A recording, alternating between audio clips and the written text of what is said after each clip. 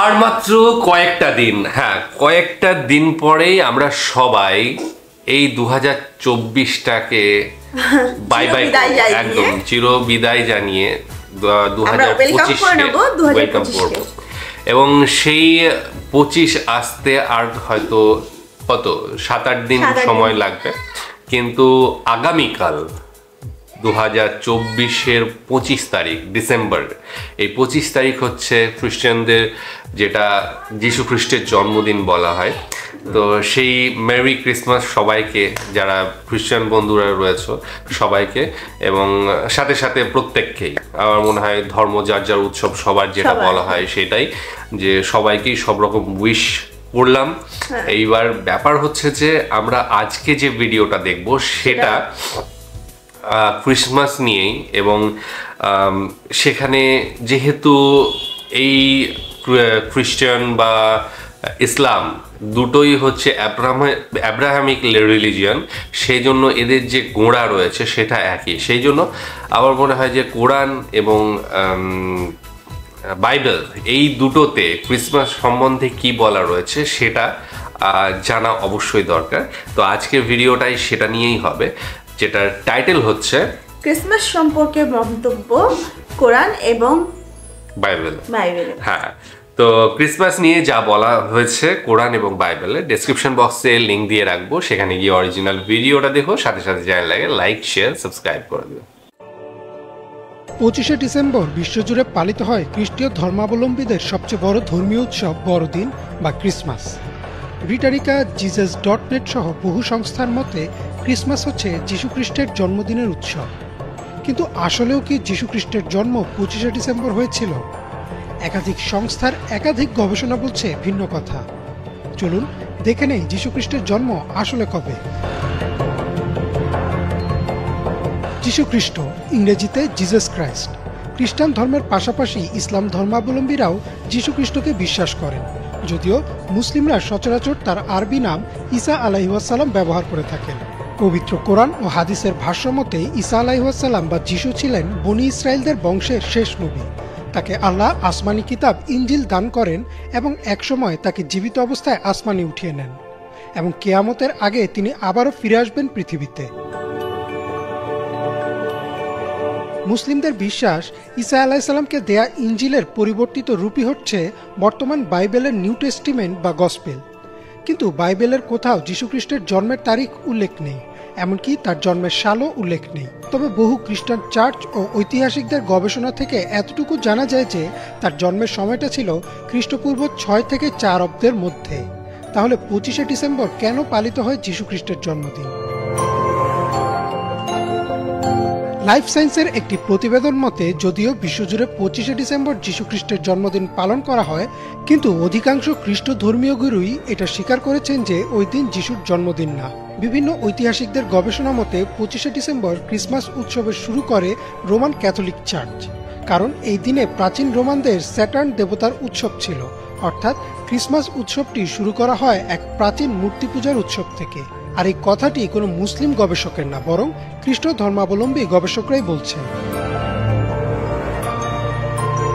এছাড়াও মুসলিমদের ধর্মীয় গ্রন্থ পবিত্র কোরআনে যীশুখ্রিস্ট বা ঈসা আলাইহিসসালামের কথা প্রত্যক্ষ বা পরোক্ষভাবে মোট 187 বার উল্লেখ আছে।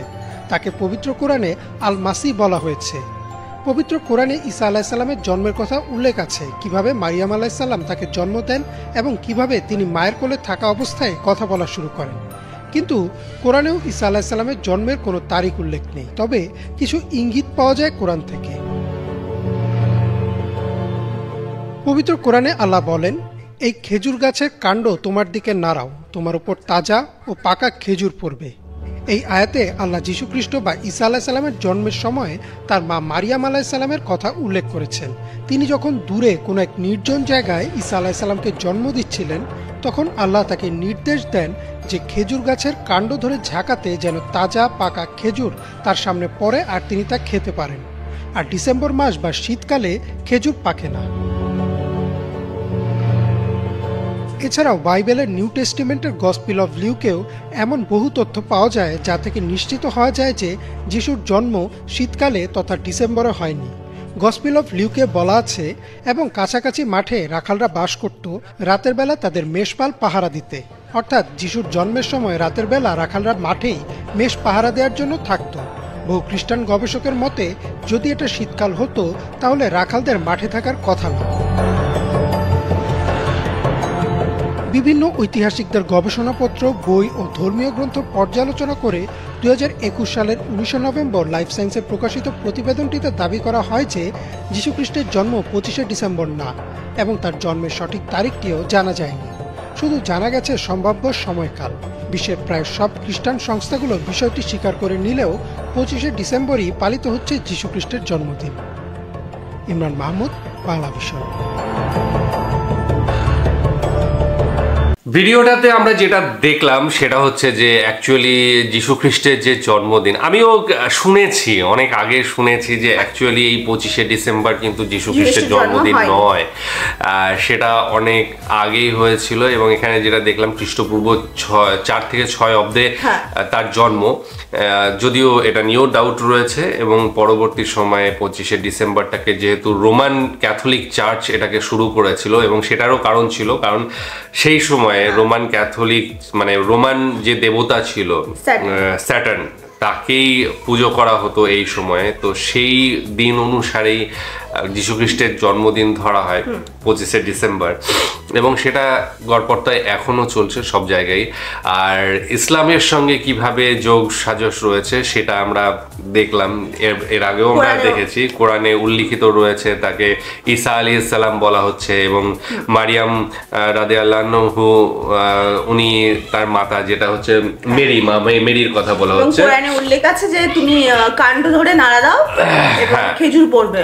তো সেই অনুযায়ী বোঝা যাচ্ছে যে যীশু খ্রিস্টের ডিসেম্বরে জন্ম হয়নি, কারণ সেটা হচ্ছে খেজুর পাকার সময় নয়। হ্যাঁ একদম। এবং আরেকটাও যেটা মেষপালকের কথা, ওটা ইয়েতে নয়, কোরআনে বলা হয়নি, ওটা অন্য জায়গায় বলা হয়েছে। সেখানে বলা হয়েছে যে মেষপালকরা এই সময় মেষ নিয়ে রাতে একই মানে মাঠের মধ্যে থাকতো, কিন্তু অ্যাকচুয়ালি এই সময় ডিসেম্বর মাসই যদি হয় তাহলে কি অত শীতের মধ্যে মেষপালকেরা এভাবে তাদের মেষকে মাঠে ছেড়ে তারা এভাবে মাঠে নিশ্চিন্ত থাকতে পারবে ওই ঠান্ডার মধ্যে?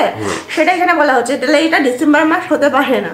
হ্যাঁ, তো ডিসেম্বর মাসে কি ধরনের ঠান্ডা পড়ে, এবং ওই সমস্ত জায়গাগুলো তো চরম ঠান্ডা, বরফ পড়ার মতো, সেই সময় যে বাইরে থাকা সম্ভব নয় এবং খেজুর পাকাও সম্ভব নয়, সেটা আমরা বুঝতে পারছি।